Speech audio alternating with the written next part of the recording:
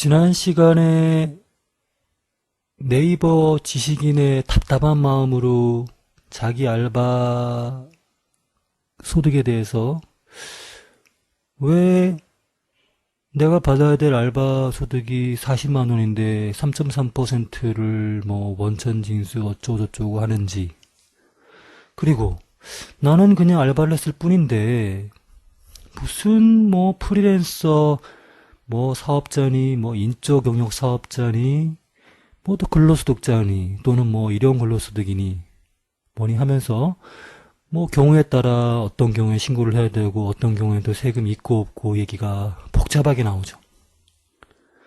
자, 오늘부터 약 1시간 동안은요,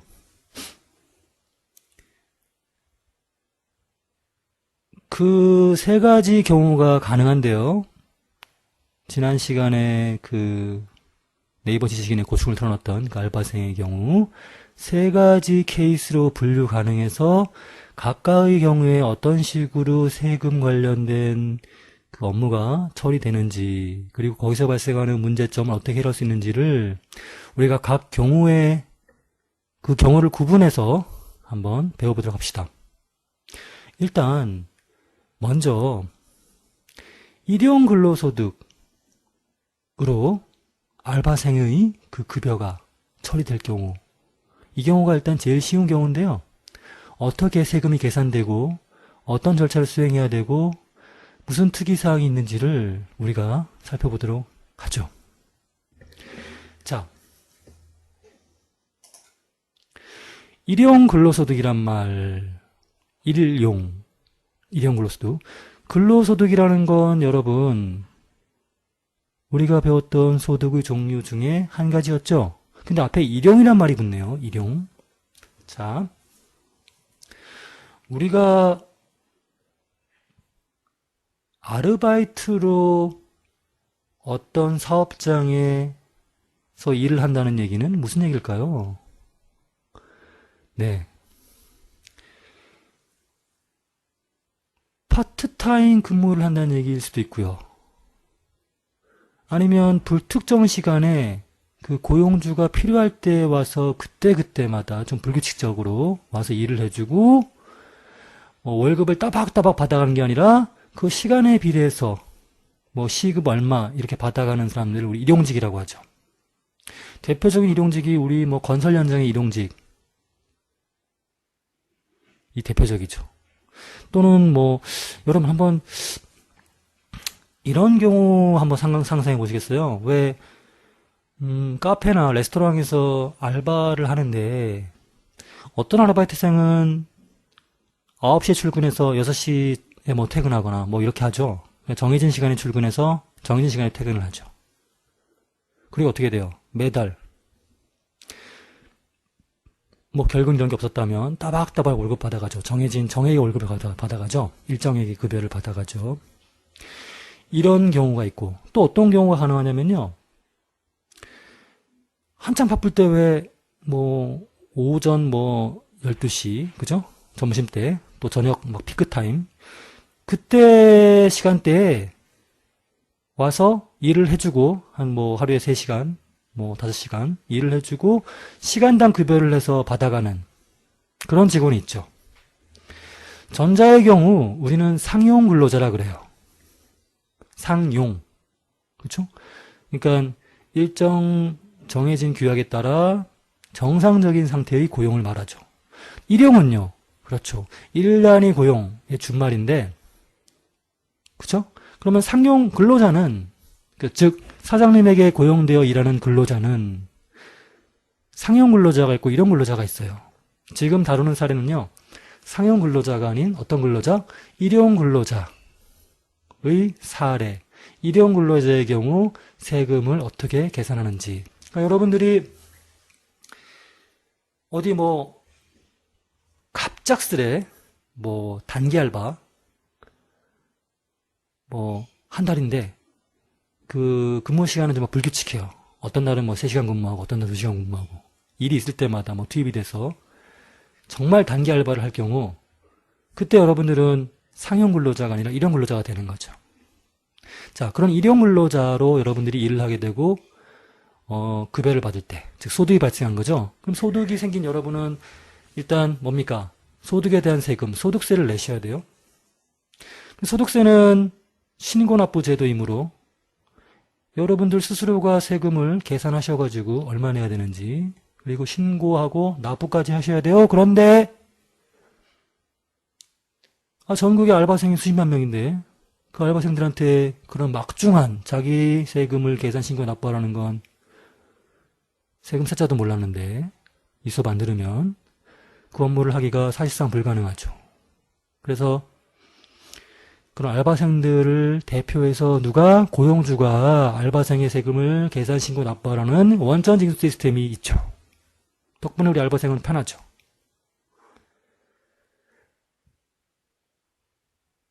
자, 사장님 입장에서는 원천 징수를 해서 알바생의 세금을 계산 신고 납부해야 되는 업무가 있는 거고요. 알바생은 자기가 왜 원천 징수 당해야 하고 얼마만큼 원천 징수를 느껴야 되는지 등등에 대해서 알아야 되는 거죠. 자, 그러면 그러한 일용 근로자의 세금이 어떻게 계산이 되는지, 뭘 해야 되는지 등등에 대해서 살펴보기로 하죠. 일단 일용 근로자의 정의를 볼게요. 일용 근로자란 근로를 제공한 날 또는 시간에 따라 근로 대가를 받는 자죠. 그래서 하루 또는 시간으로 급여를 계산해야 되고요. 즉 일당이나 파타임 아르바이트비를 받아야 되는 그러한 사람이 일용 근로자가 되고요. 근데 제약이 따릅니다. 동일 고용주에게 한 사람의 사장님에게 3개월 이상 고용되면 안 돼요. 지금 무슨 얘기냐면 1급, 시급 받는다 하더라도요. 특정 사장님에게 3개월 이상 고용되면 일용 근로자가 아니에요. 조심하셔야 됩니다. 건설공사의 경우는 1년 이상 시급을 받든 1급 받든 그게 중요하지 않아요. 그러니까 급여를 어떤 식으로 받는 건 상관없어요. 3개월 이상 고용되면 무조건 일용 근로자가 아니에요. 그리고 3번 옵션 볼게요. 제약 볼게요. 월정액으로 급여를 받아도 일용 근로자 될 수 없어요. 그러니까 하루에 한 달에 10시간이라든 100시간이라든 1시간이라든 월급 따박따박 받아가면 일용 근로자가 아닙니다. 여러분. 그러니까 일용 근로자가 되려면 조건이 좀 까다로워요. 월정액의 급여를 받으면 안 되고요. 즉 매달 일정한 금액에 월급 받으면 안 됩니다. 그럼 무조건 일용 근로자가 될 수 없어요. 그 다음에 동일 고용주에게 3개월 이상 고용되면 무조건 일용 근로자가 될 수 없습니다. 자, 2번, 3번 요건을 충족시킨 뒤에 시급이나 1급을 받아서 급여를 받는 자가 일용 근로자 됐습니다. 조건이 까다롭죠. 왜 조건이 까다로울까요? 그렇죠. 일용 근로자는요. 어떻게 보면 진짜 그날 벌어 그날 먹고 사는 사람들이잖아요. 그런 사람들한테 세금을 많이 물어야 돼요. 최대한 적게 징수해야 돼요. 그렇죠. 일용 근로자에 대해서는 세법이 허용하는 하나의 범위 내에서 최소한의 세금을 내게 합니다. 그러니까 세금상 혜택이 큰 거죠. 그러면 이러한 혜택을 진짜 일용 근로자만 받도록 해야겠죠. 짝퉁 일용 근로자가 받으면 돼야 안 돼요? 받게 하면 돼야 안 돼요? 안 되겠죠? 그래서 2번, 3번 옵션이 붙는 거예요. 실질로는 상용 근로자인데 일용 근로자처럼 메이크업, 위장하는 사람들을 차단하기 위해 2번, 3번 요건을 넣은 거죠. 그렇게 생각하시면 되고요. 자, 그러면 일용 근로자의 세금은 어떻게 계산하는지 우리가 한번 꼼꼼히 따져보기로 하죠. 자, 하나의 사례를 제시할게요. 일용 근로자입니다. 그런데 1급 계산해 봤더니 13만 원이래요. 14만 원입니다. 시급 한 6천 원 받는데 한 20몇 시간 일했나 봐요. 밤새 일했나 봐요. 24시간. 네. 자, 그러면요. 이런 1급 13만 원 받는 일용 근로자. 자, 여러분. 일용 근로자는 하루 일하고 어떻게 보면 잘리는 사람이라고도 할 수 있어요. 그쵸? 일용 근로자잖아요. 하루 그냥. 그래서 일용 근로자는 보통 하루 단위로 급여를 받고 세금도 하루 단위로 세금 계산한다고 보시면 돼요. 그러니까 세금을 계산하는 그 기간 있죠. 그 소득 발생 기간이 하루예요, 하루. 그러니까 하루 벌어 하루치 세금 납부하고 나머지 금액을 수령하는 거죠. 일용 근로자의 경우에. 그죠? 매일매일 그러니까 어떻게 보면 세금 계산한다고 보시면 되죠. 오늘은 A사업장 가서 일해서 1급 받아서 그거에 대한 세금 완납하고, 오늘은 B사업장 가서 또 1급 받고 그거에 대한 세금 완납하고, 이런 식으로 일용 근로자는 세금을 계산하겠죠. 자, 그래서 우리 일용 근로자 누군지 모르겠지만 오늘 하루 일한 대가로 사장님이 주실 돈이 13만 원이죠. 자, 그런데 소득이 발생했죠. 어쨌든 일용 근로자도 소득이 발생한 자이니까 소득에 대한 세금, 소득세를 내셔야 돼요. 근로소득세겠죠? 그렇죠? 예. 근로소득에 대한 세금. 자, 그러면 먼저 우리 플로우 기억나십니까? 여러분, 플로우, 어떤 플로우, 어떤 흐름? 그렇죠. 근로소득자의 경우, 자, 일단, 우리 기억납니까? 정규직 시 280만원 월급 받는데, 그 중에 자가운전 보조금 30만원 받고 있었죠. 그런데 30만원 전액 자가운전 보조금이라 해서 비과세 해줍니까? 아니죠. 20만원 한도 걸리기 때문에 280만원 중에 명목상 자가운전 보조금 30만원이지만 그 중에 20만원만 비과세하죠. 따라서 280에 대해 세금을 때리는 게 아니고 비과세로 보는 20만원을 제외한 260만원만 뭡니까? 일단 세금을 때리는 거죠. 과세 대상 소득으로 보는 거죠.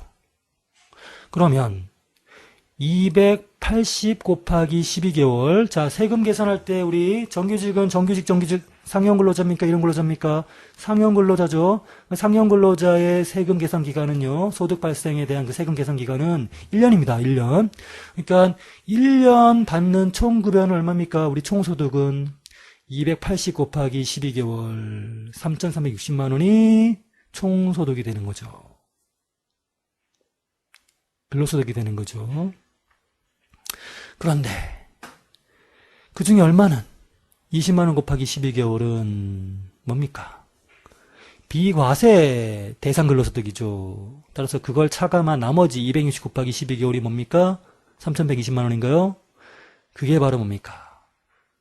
과세 대상 근로소득 또는 총수익금액 또는 뭐라고 부릅니까?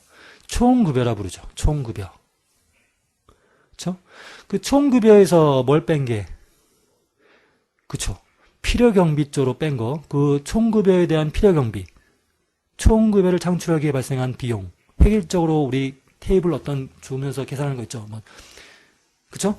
500만원 미만의 그 총급여에 대해서는 뭐 70%.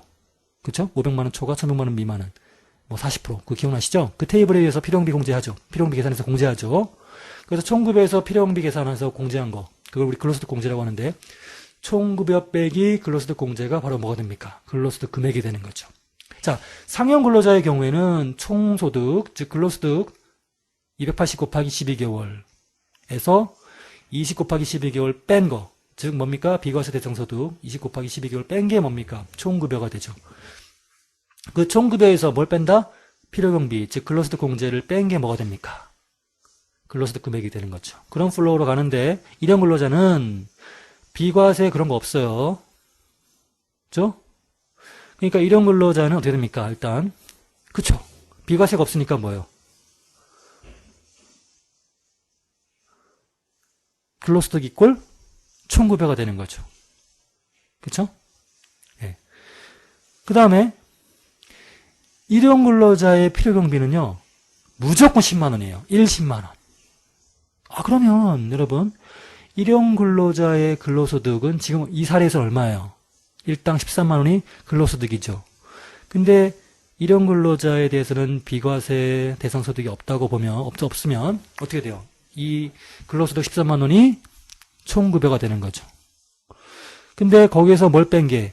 필요경비인 근로소득 공제 뺀 게 뭡니까? 근로소득 금액이라고 했죠? 똑같은 플로우예요. 그러면 일용 근로자의 경우 필요경비인 근로소득 공제액은 무조건 정액으로 10만 원이에요. 10만 원. 그러면 지금 근로소득이 13만 원이고 일용 근로자의 그리고 근로소득 공제는 얼마입니까? 무조건 10만 원이니까 결국 근로소득 금액은 얼마가 되는 거예요? 그렇죠. 13만 원 빼기 10만 원인 3만 원이 되는 거죠. 3만 원. 자, 그러면 이 근로소득 금액 3만 원에 대해서 어떻게 합니까? 여기다가 이제 기본 그 세율을 때려서 산출세액을 구하죠. 근데 이런 근로자는 그날 벌어먹고 사는 사람이니 세금을 많이 징수해야 돼요? 적게 징수해야 돼요? 적게 징수해야 되죠. 그러니까 기본 세율 중에 가장 낮은 세금인 6% 하나만 때려요. 그러니까 기본 세율 6%, 15%, 24%, 35% 기억나시죠? 그거 안 때려요. 그 테이블 있죠? 뭐 소득을 구간별로 나눠가지고 하는 거 있죠? 그거 안 합니다. 어떻게 합니까? 최저 세율만 매겨요.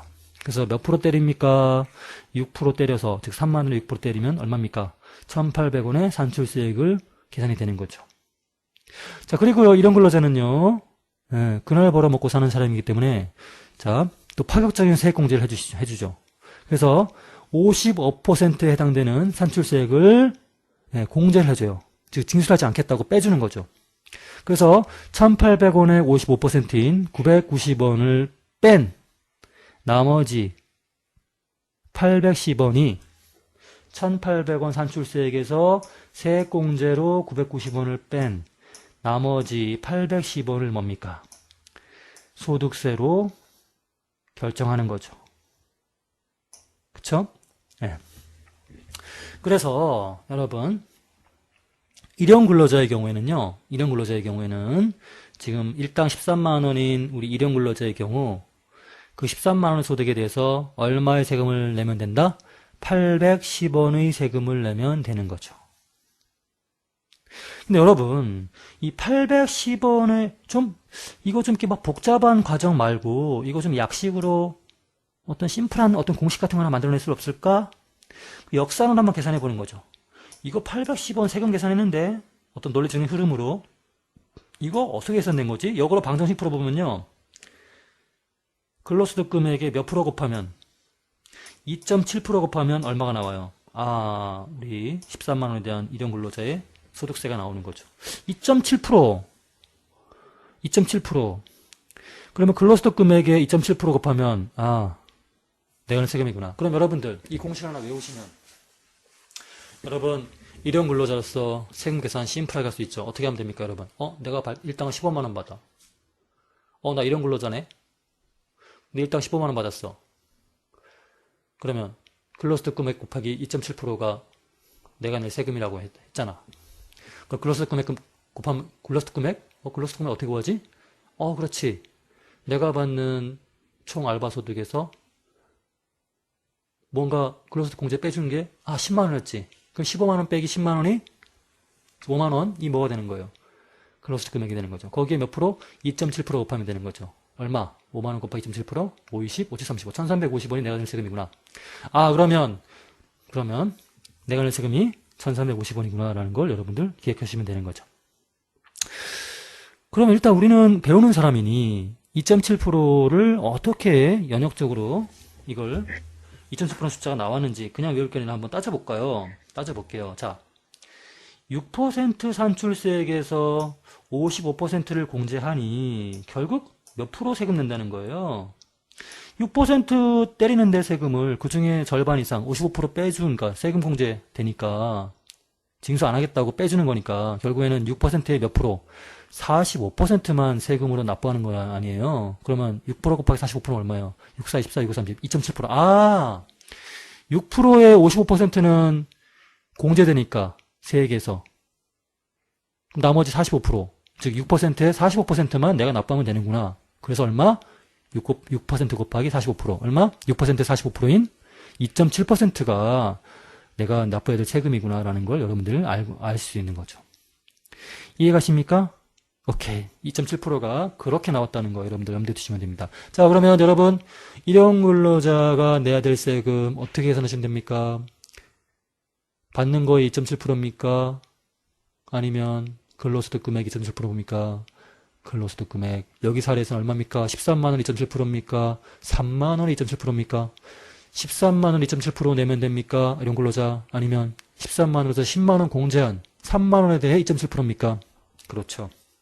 3만 원에 2.7%를 세금으로 납부하는 거죠. 그런데 소득세법 86조에 보면 소액부징수라는 규정이 있어요. 이게 무슨 얘기입니까? 소액부징수. 소액. 즉 세금이 소액, 작은 금액이면 부징수, 징수하지 않는다라는 규정이 소득세법 86조예요. 구질구질한 아주 금액에 대해서는 세금 납부하지 말라는 얘기예요. 징수 안 하겠다는 거예요. 굉장한 조항이죠. 자, 그러면 여러분, 소득세법 86조에 의하면 다음 각 호의 어느 하당에 해당하는, 이거 지금 세법정 그대로 가져온 겁니다.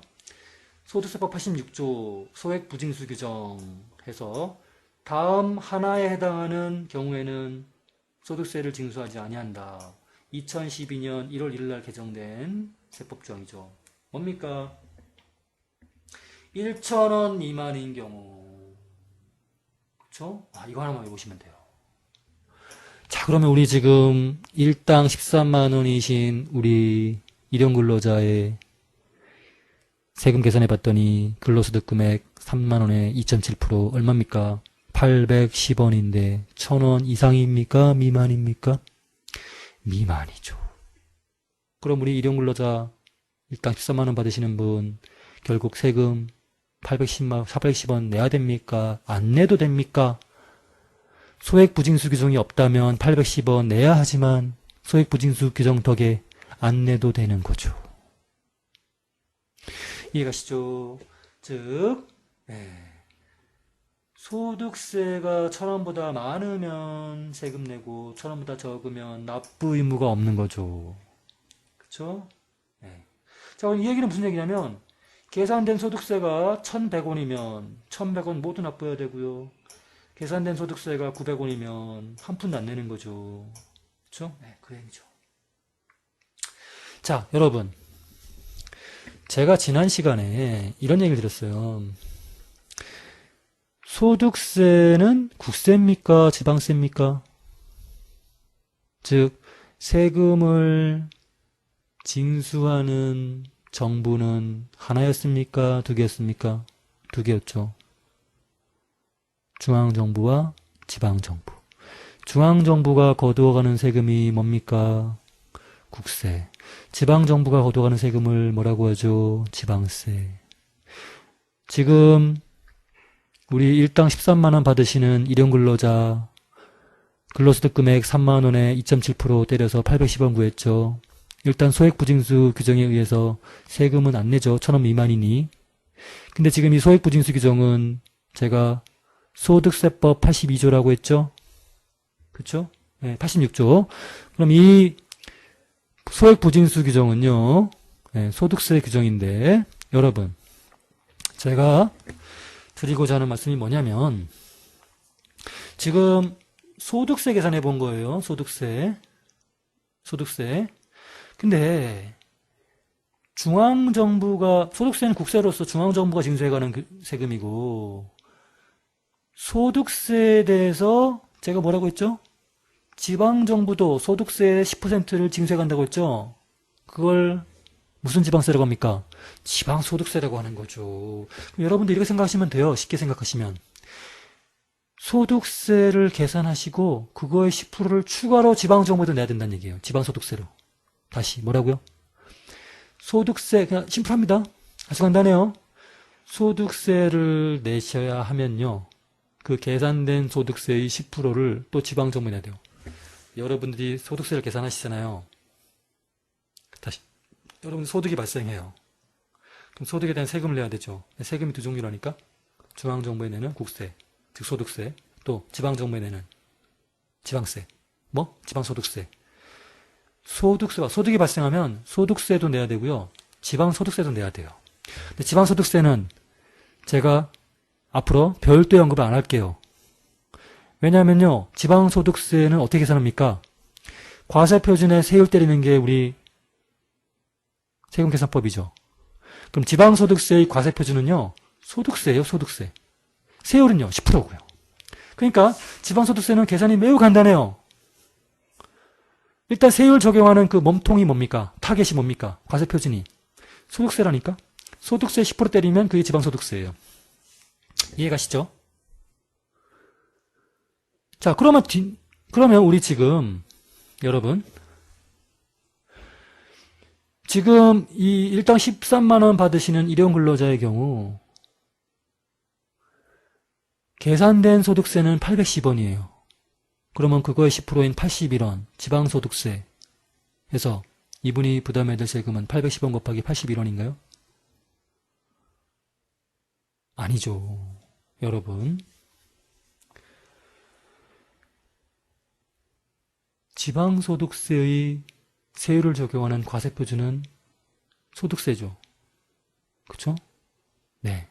그러면 소득세법상 소액부징수에 의해서 계산된 소득세가 810원, 즉 1000원 미만이므로 소득세는 없는 거죠. 납부 의무가 없는 거죠. 세금 안 내도 돼요.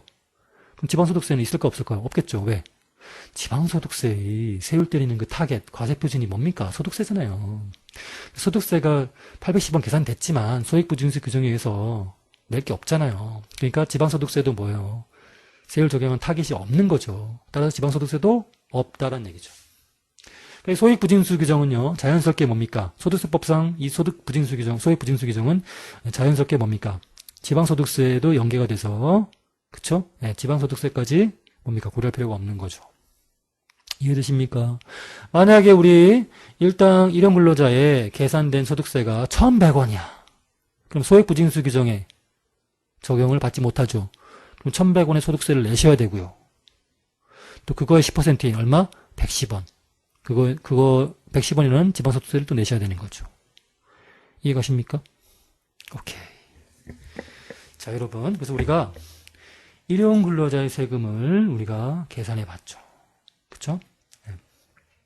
자, 백화점 1일 알바를 하고 일당을 받을 경우 세금 부담 0이 되기 위한 최대 일당은 아니 뭡니까 이거? 아니 일당 얼마 받았는지 문제에서 줘야지. 그죠? 앞에 사례처럼 일용 근로자인데 일당이 13만 원이래. 그러면 거기에 10만 원을 공제한 3만 원을 세율 적용 6% 해서 6% 세율 적용해서 산출세 계산하고 그거 55%는 세액 공제해버리고 즉 6% 계산한 거에 45% 즉 2.7%만 해서 소득세 결정했는데 이거는 지금 밑도 끝도 없이 아무런 얼마 일당 받았는지 주지도 않으면서 뭐예요? 예, 세금 부담 일당 얼마를 받았는데 X래 X. 근데 세금 부담 0이 되기 위한 최대 일당 이건 뭐예요 지금? 이거 딱 느낌이 옵니까? 느낌 오나요?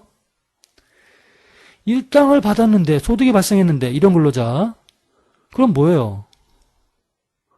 뭔가 세액이 계산돼 나오겠죠? 근데 그 세액이 얼마 미만이면 소액부징수 규정에 의해서 세금 낼 필요가 없어지죠? 1,000원 미만이면. 그럼 이거 뭡니까 이거? 그렇죠.